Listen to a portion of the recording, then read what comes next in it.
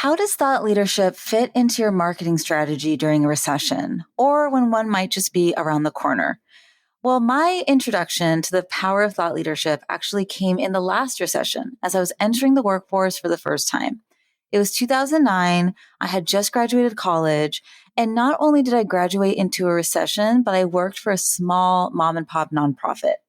And so we didn't have a big budget, but we did have a lot of heart, wisdom, and experience as both an organization and in terms of the people leading the charge. And so we decided to go all in with a thought leadership and storytelling strategy for our marketing. Since we couldn't afford ads, glitzy marketing campaigns, or events, or even at that time, a PR firm. So in this episode, I want to tell you what we learned about marketing yourself as a thought leader in a recession, why it worked, some of the surprising side effects of, creating a thought leadership strategy, and then finally, what metrics you can track to see if your own thought leadership is working successfully.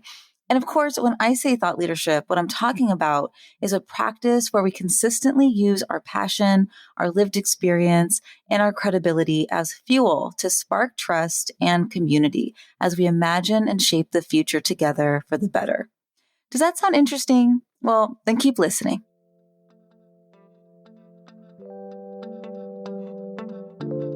Three, two, one.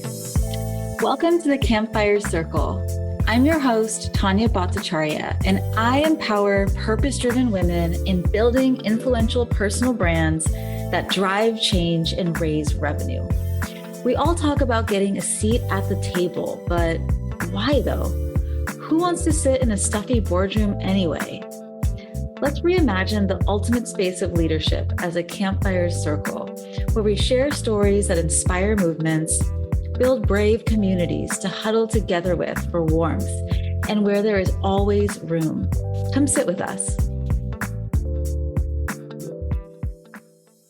Okay, so let's go back in time to 2009. I was 21, freshly graduated, and I was ready to join the workforce after 16 years of school. But unfortunately, the workforce was not quite ready for me. But that's okay. Luckily, I fell into working for an amazing nonprofit. We were in the behavioral healthcare world, but we were a smaller 24-bed facility. And so we were a small fish compared to networks of care with thousands of beds nationwide. As a fundraiser, we were also very much in the nonprofit world, but we were a smaller organization. I think in 2009, we probably had less than $3 million a year of an annual budget. And so we were also a small fish compared to other organizations in Orange County where I live who had millions and millions and millions in assets, just down the street from us. And so finally, we had really excellent, credentialed, caring staff, but none of them at the time were known nationally in the field. And that's okay. Like they were in the trenches, they were saving lives, and that mattered tremendously to the people that they helped, obviously. But the people outside of our immediate circle didn't know about it. They didn't know that they could get help for their unique situation there with us. So all in all, we were a small fish doing great work in a really big ocean. And it was like we were hidden under a piece of seaweed or something. We certainly were not a household name in the houses that we could have and should have been. And, again, we were in a recession. We were small. We could not spend our way out of the problem of invisibility. And so we figured the solution was going to be to really get scrappy and highlight what made us different. And that started with the people leading the organization and delivering care so that they could share their unique point of view and their wisdom from the trenches, and sometimes their own story and lived experience. And so, I learned how to organically start to get our opinions out in front of people who needed to hear them, like via op-eds and industry publications and LinkedIn content. And I learned how to position ourselves as an expert so that we could become known for very specific things. In our case, it was maternal substance use disorder and recovery for pregnant moms. And through doing that work, I really started to realize that competition is not a real thing because other organizations that do similar work to us are not competitors. First of all, we can't compete when philosophically we want each other to win because we have the same vision. if we want more families to get sober and the organization down the street wants more people to get sober, then it's not a competition if we want the same things. And then second of all, we forget this, but we live in a world that is really abundant with clients, with funding.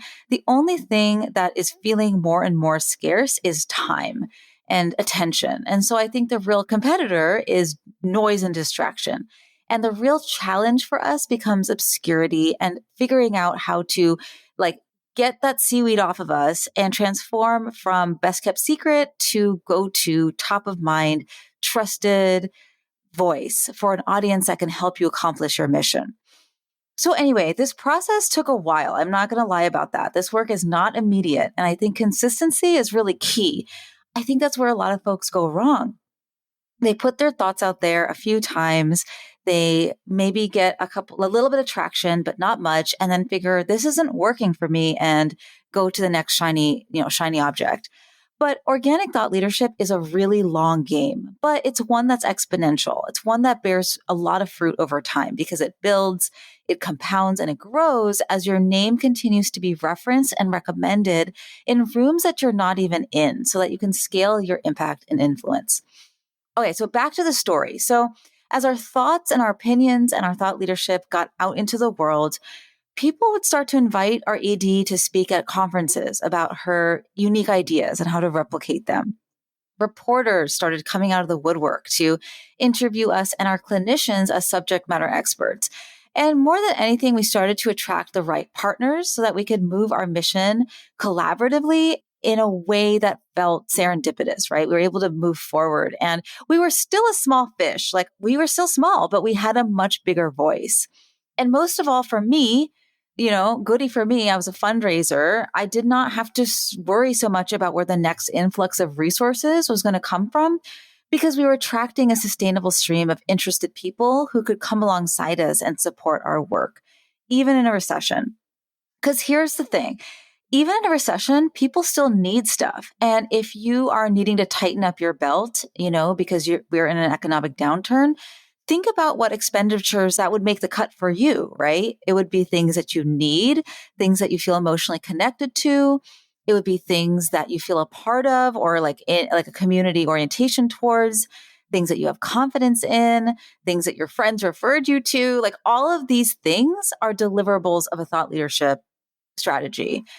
And so looking back at that time now of 2009, more than a dozen years later, I think in hindsight, there were a couple of reasons why a thought leadership strategy like that works really well during a recession.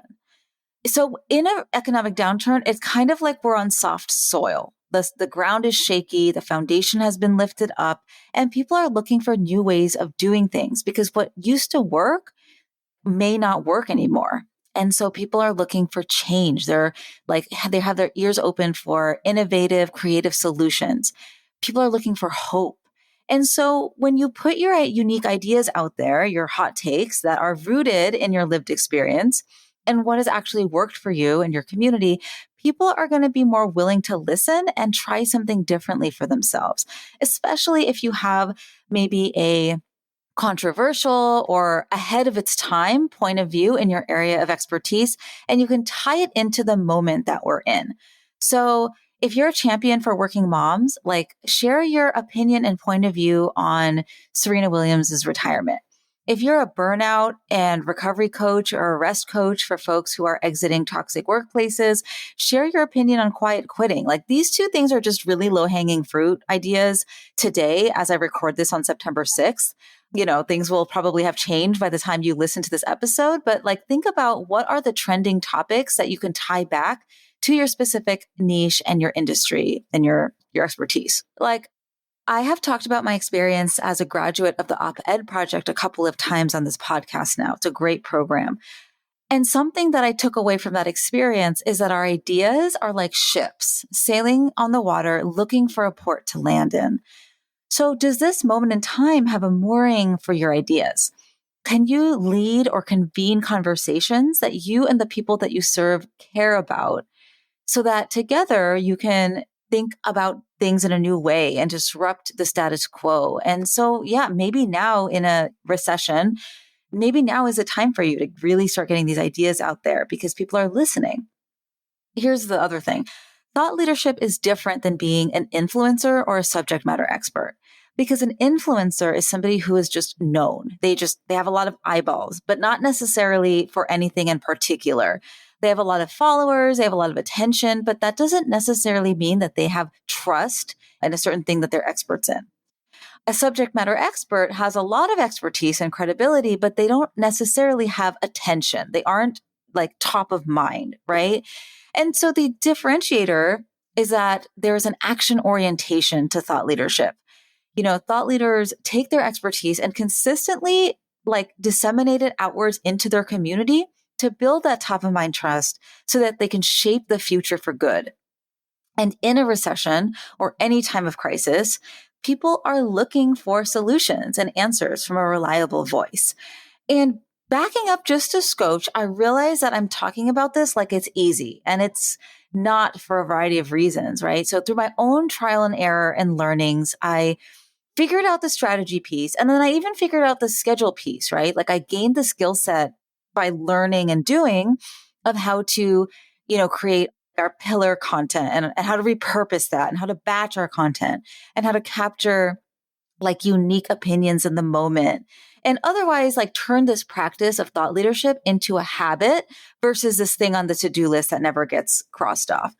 But I think the real piece that we have to overcome as social impact leaders, especially leaders who are not male, pale, or stale in any kind of way, is the systematically limited beliefs that we carry. And I have started being recently, I've started being very intentional about saying systematically limited beliefs versus self-limited, because they're not ours.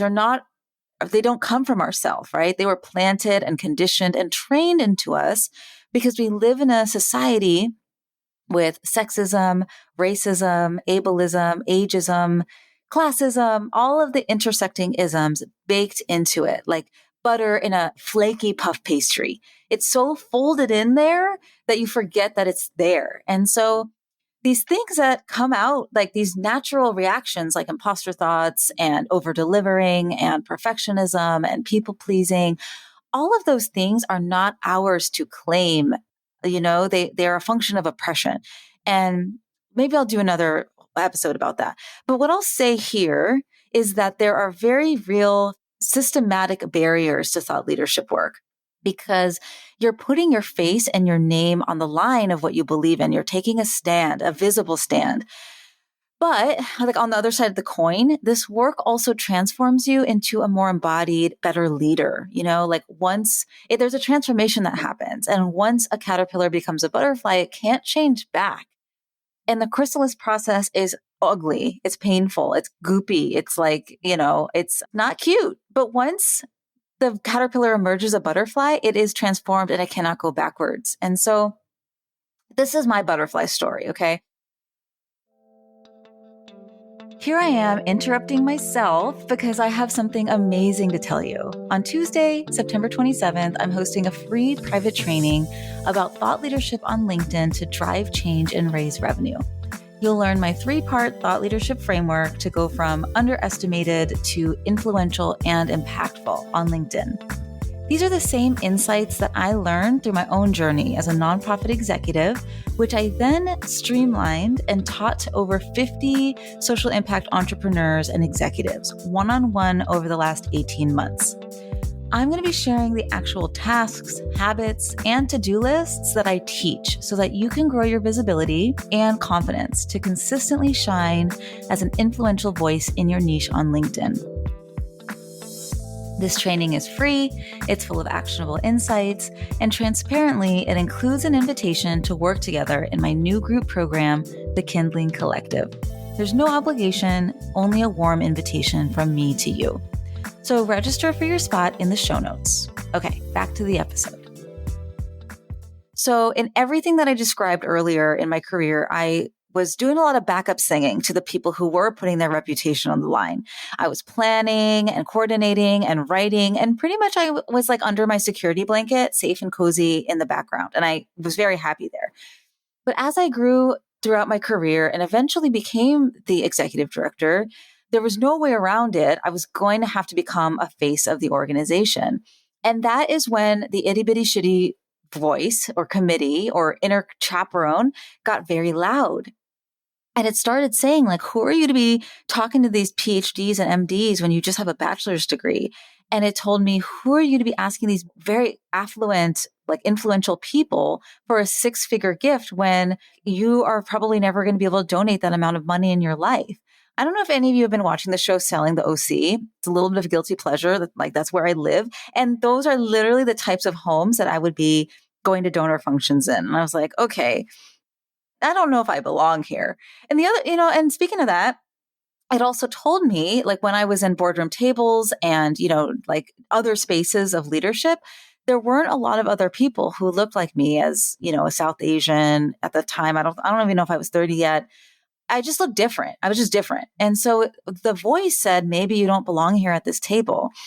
And so we're more likely to have these impostery thoughts activated when we don't see as many examples of people who look like us in leadership roles in our space. And that is another reason why it is so important for us to take that brave stretch and start to share our opinion and really shine in our leadership, because the next generation of leadership is looking for people to look for, right? And go, oh, hey, like they're showing up, so maybe I should too. And it's not even always that obvious. It starts as like a little bit of a nudge and it just grows from there into a snowball effect. As people who are creating thought leadership in the world, we will never know the full extent and impact of our reach, but you got to trust. You got to trust that it's there. Well, actually, speaking on that, let me finish up this episode by kind of talking a little bit about how can you track thought leadership? What are the metrics? How do you track if it's working? And, as a solopreneur, consultant, coach, service provider kind of person, I don't track these things in the same way that I would if I was doing this for a company, if I was doing this for a corporation. And maybe I should. I don't know. I just have never really been as interested in gauging quantitative numbers and metrics as I am with qualitative metrics and vibes. Because here's the thing. Like I said before, the product of thought leadership is top of mind trust with an aligned audience that becomes a community. So how do you measure that? It's, I don't know. I think likes and even follower count on LinkedIn are, for the most part, dangerously close to being vanity metrics. And so I think the things that I really try to pay attention to more so than that is like the number of times that you are mentioned or that your stuff is shared. So the greatest compliment and warm, fuzzy producer for me is when somebody shares a podcast episode or another piece of thought leadership content that I have put out in the world on their own platform and mention what they've resonated with, right? Or send it to their friends and maybe one of their friends lets me know, hey, so-and-so sent me this and I think blah, blah, blah. Like when that is happening for you, that means that you're generating conversation and you're sparking a ripple effect. You're sparking new thoughts and behavior change. And think about like the fact that if one person is sharing your stuff, think about how many other people are being impacted it and just never even tell you, So the second thing is you're being asked to be on dozens of amazing podcasts and stages and things like that without necessarily even sending any pitches. And if you send out pitches, great, keep doing that. Like that's a good practice to have. But I found that strong, consistent thought leadership means that your visibility becomes pitch optional, right? Because you're just top of mind with your community. Third, another thing you can look at is looking at the time that it takes for somebody from entering your ecosystem, and maybe that's downloading your lead magnet or signing up for your email list, to applying to work with you, whatever that looks like, whether it's a Honeybook application form or signing up for a donor cultivation event, like whatever that thing is for you as a social impact leader, to finally going to the place where they're like, yes, let's do something together, right? So with strong thought leadership, the average time in between those things gets shorter and shorter. Fourth, your referrals and the alignment or quality of those referrals to what you do, it changes, right? So I get multiple notes per week saying like, Tanya, like 3 people told me to reach out to you because I have a client who wants to do X, Y, and Z, and I don't do that, but I hear you do, right? So strong thought leadership does the heavy lifting of business development for you. Because again, your expertise is disseminated at scale so that people are talking about you positively as a trusted guide without you even having to be in the room, which for me as kind of a lazy person is really great. Like the less rooms I have to be in physically, I am down for that. So what else? This is not something I track, but cost per acquisition of client or donor or whatever type of audience you're trying to bring in, that is something I did used to track in my past career. And when you have a strong thought leadership brand, your cost per acquisition will be lower because your awareness and your trust is working for you. You don't have to necessarily spend as much money on ads and other costs unless you want to, right?